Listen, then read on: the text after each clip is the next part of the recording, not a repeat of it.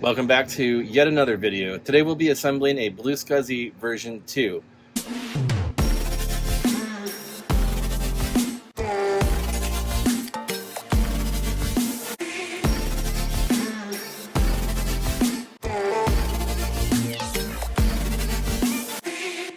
So let's take our components out. We've got our SCSI connector. We've got our pins for setting the switch. We got our blue pill, black pill. We got our black pill. These used to be blue pills, but I guess they're black pills now. We got a screw, our main BlueSCSI board, and various jumpers and blocks that we need to solder things together. And we also got a little 3D printed bracket to mount this, I presume, in a hard drive slot in a desktop Macintosh. So it looks like we've got 3 holes here, 3 holes here, and this just must sit in here about like so. And then we can use the holes here to mount to the desktop Macintosh. All right, so let's go ahead and start assembling this thing. So as you can see here, a lot of the things came pre-assembled. In the older BlueSCSI 1 kits, the ones that weren't made by Android but were made by Eric, you had to put everything on except for the SD card reader. I think you could get optionally pre-soldered if you didn't want to do it because it was some micro soldering, but this board obviously has a lot more small components and they came pre-soldered. So for what you get for the build your own kit, there is not a lot of soldering you need to do. So it's going to be pretty hard to screw up, but we'll see if we can't figure out how to screw it up. So let's slide things back a little bit so we have some room. And we will start by soldering on the SCSI connector. So I think if we set it like that, it should be pretty flush to the board. I don't see it moving much. So I don't think we'll need the jig for this. And we can just go ahead and hit it with some flux and then solder on some of the pins here. Oops. So what I like to do, besides get flux all over, it's really difficult to have too much flux, and that's probably not even enough, but I think we'll start there. So I'm just going to hold it tight to the board. I think I will actually prop it up with something to try to keep me out. Maybe I will. All right, so what I like to do is take my soldering iron, and I like to do 1 pin on each end to kind of just tack it into place before I go through and do them all. I'll be using this solder today, and so the first thing I'm gonna do is just put some pressure on the board here so make sure everything's flush, and then I'll heat it up and we'll just solder on this pin here. All right, so we've got that side done. Now I'm gonna do the same for the other side. Just gonna go ahead and start with this pin and solder that on as well. All right, so with 1 pin on each side done, I want to check the fit. Seems like it's pretty good. There's a little tiny gap there, but I don't think that's going to hurt anything. Much more visible on the camera than in person. What I can do, since I just did 1 pin on each side, I can melt this solder here and then just try to squeeze it, see if I can't get it to go up any tighter. And did we make a little bit of a difference there? I think we might have. But either way, pretty inconsequential. So let's go ahead and solder the rest of these pins on now. And so for my soldering technique, what I like to do is put my iron on the back of the pin and the pad, and then hit it with the solder from the front. So that ensures that everything's heated up correctly, because if the solder isn't melting, then you know that you don't have things hot enough where it's actually going to make a good solder joint as opposed to a cold solder joint. So some people like to put solder on the front of their iron and do it that way. Certainly that works too. I'm not saying there's a right way or wrong way to do this. I'm just saying I like to do it this way to ensure that I get good connections. All right, so that's the back row done. Now we'll do the front row. All right, we'll just touch up the first pin I did again. All right, so I think that is the SCSI connector soldered on. So the next thing I'm going to do is use some 99% isopropyl alcohol. Just kind of splash a little bit on here. Clean off the flux. And I'm going to use my electric toothbrush to get into all the gaps here.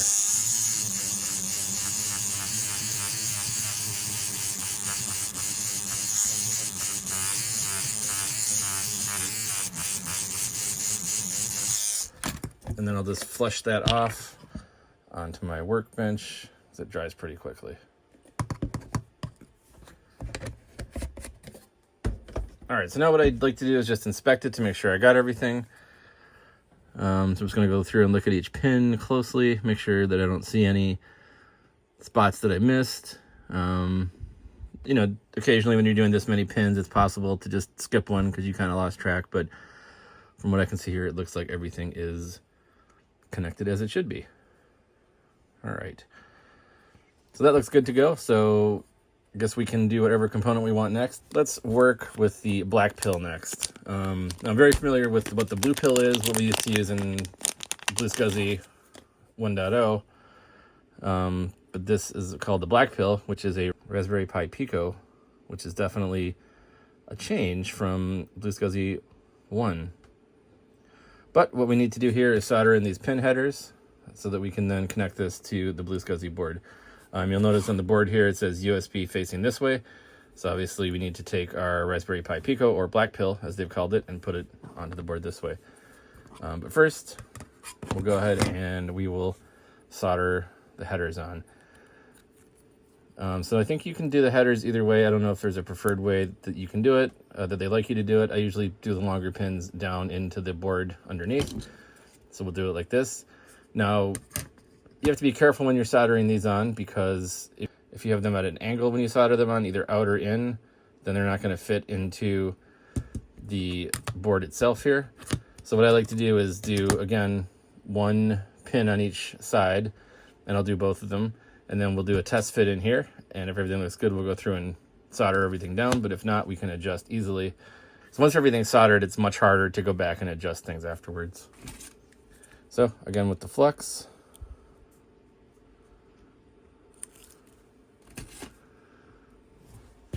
I'm taking my solder here.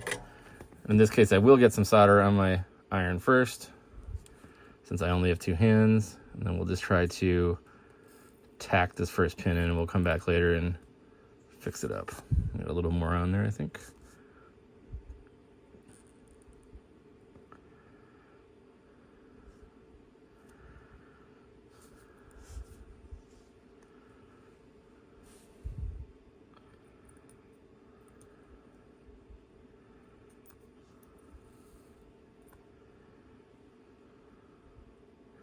All right, so I think that looks pretty straight to me. I might be leaning just a little bit outward, but I think it's going to be close enough. So let's do our other one, the other side. So again, I'll hit it with some flux.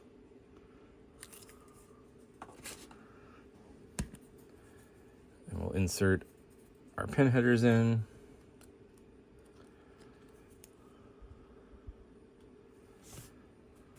That looks pretty good.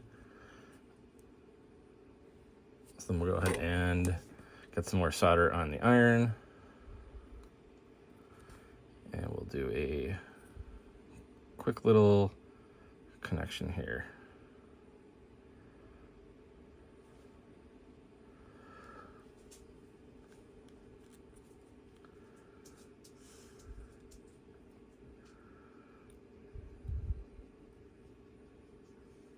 All right, looks like that is connected.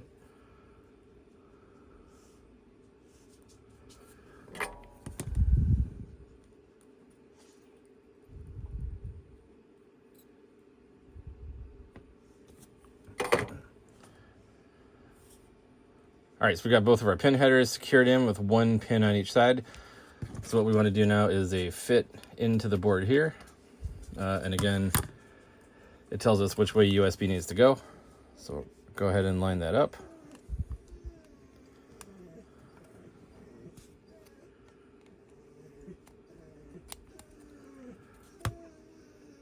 As you can see, things don't quite line up. It looks like this pin here might have bent a little bit when we soldered it. Maybe got a little too hot and melted the plastic.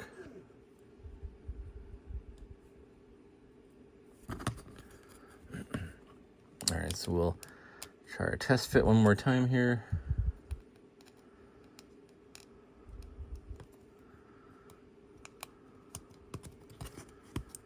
All right, and that looks like it fits in just nicely.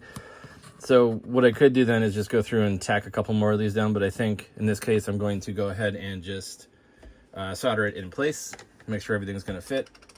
We're not going to be taking this Raspberry Pi Pico, or Black Pill I guess as it's called, out. So should be fine just to solder it in place. So I'll go ahead and do that.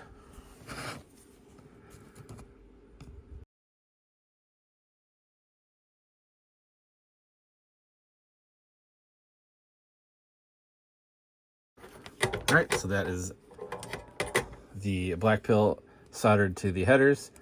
So the next thing we want to do is now flip the board over and connect all of the headers to the BlueSCSI board.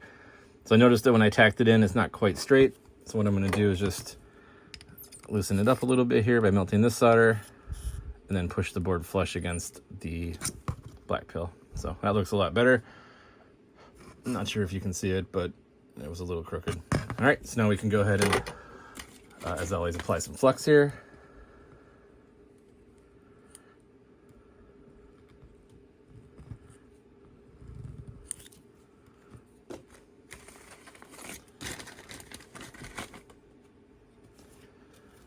And then just solder all of these pins on.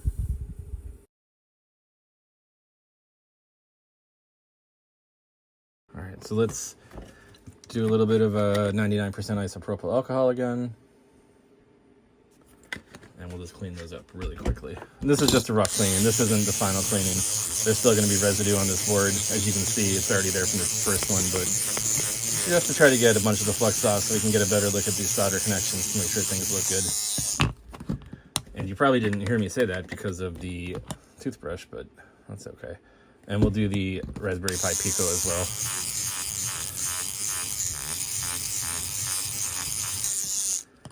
And we'll just flush that off as best we can.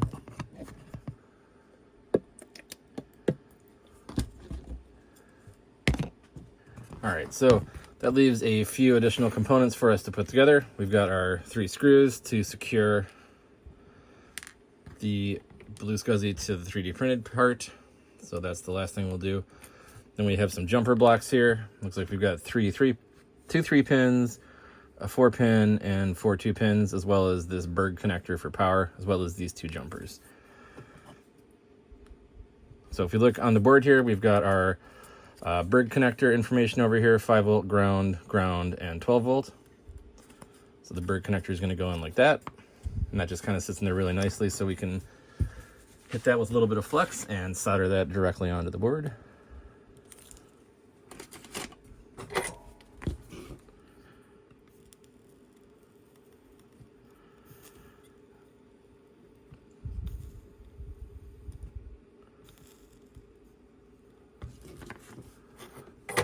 All right, it looks like the Berg connector is on there nice and securely. So that leaves our jumper blocks that we need to install.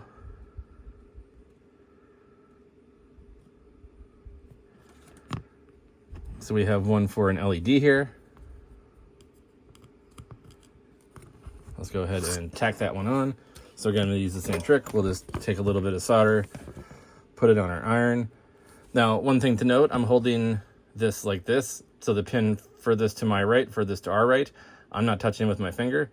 Because as you heat this up, it's going to make that pin really hot and it's going to burn your finger. So the trick is don't ever touch a pin that you're soldering to.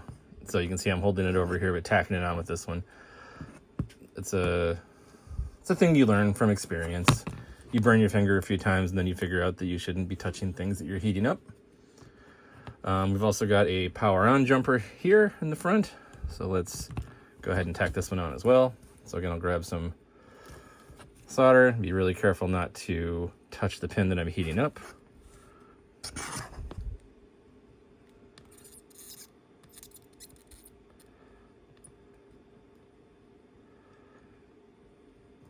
All right, so we got that one tacked on. Actually, it looks like that kind of pushed the pin out a little bit. So we'll just put some pressure on there and reheat it up. push that pin back through.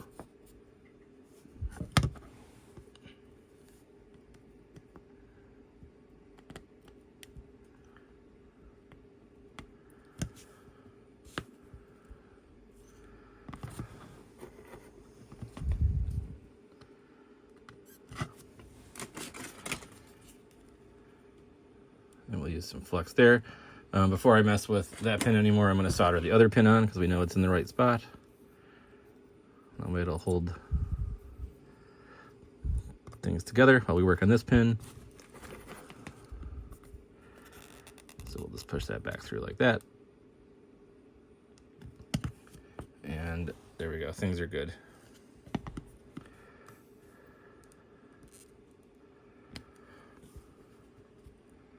All right, so that's our power on connector. So we have these other jumpers here. There's one that goes here.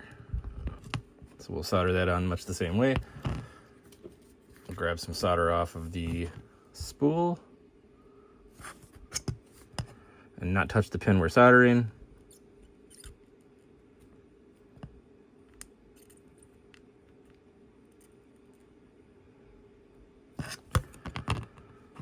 That looks good.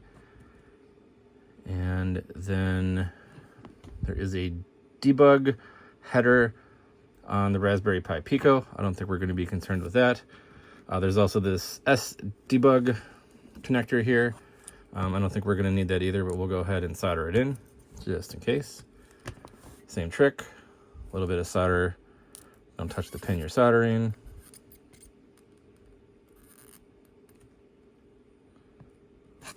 All right. So that leaves, we've got 4 pin blocks left. So we've got one here for backfeed.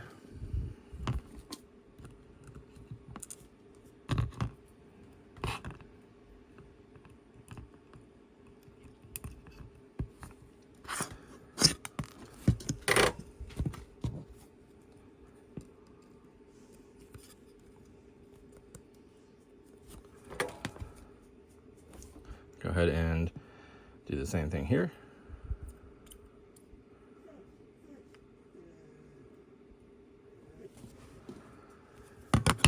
All right, and then we're down to 2 more blocks.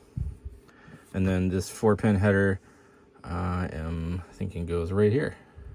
I'm not sure what that would be for, but again, we'll use the same trick. So I'm gonna do the pins furthest away from me, get some solder. Just get a little bit more solder. And just tack those on.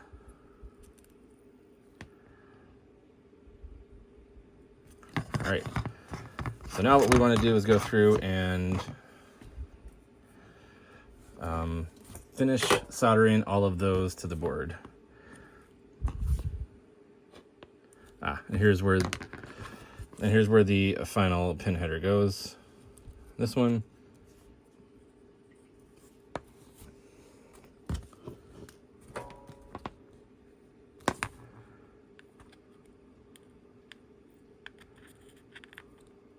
All right.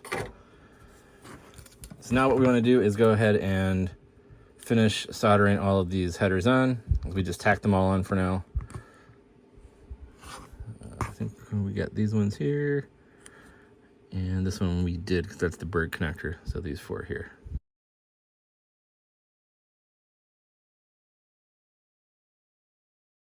So now do a quick cursory check, make sure I actually soldered everything that needs to be soldered.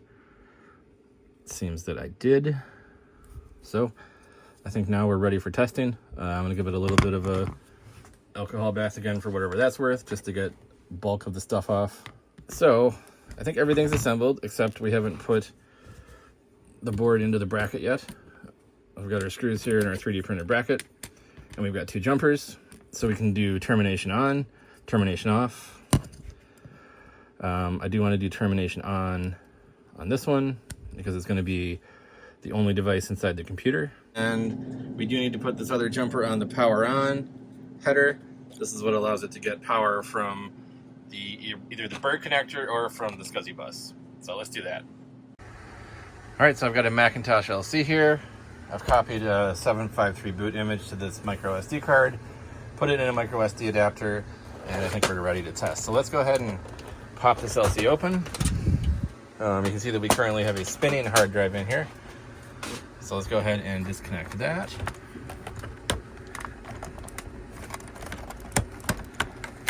And we'll disconnect the power from the hard drive as well, because we don't need that. So what I'll do is take the foil that the BlueSCSI assembly components came in, set that underneath so it doesn't short anything out. And we'll go ahead and plug that in.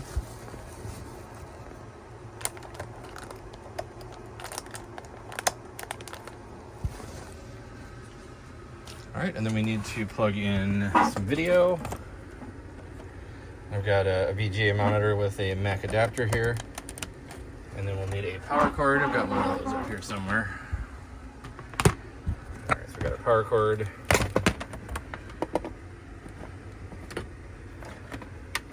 So this is a recapped LC. We know it works. So let's go ahead and hit the switch. All right, well, it didn't explode and we've got a light. That's a good sign. The monitor's turning on, so it didn't fry the Mac. And we should see it boot up here, hopefully off this drive. I think there'll be some activity lights on here, perhaps.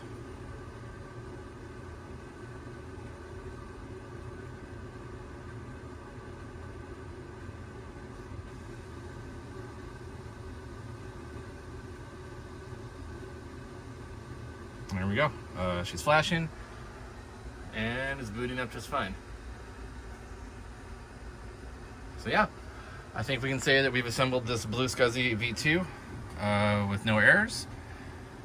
And the last thing we need to do now is just give it a good bath. I'm going to use some soap and some water in the sink. Then rinse it out with some isopropyl alcohol to flush all the water out and let it dry for a day or two. And then I will assemble the bracket with the screws that I have over here. But overall, I think this is a pretty simple kit to assemble.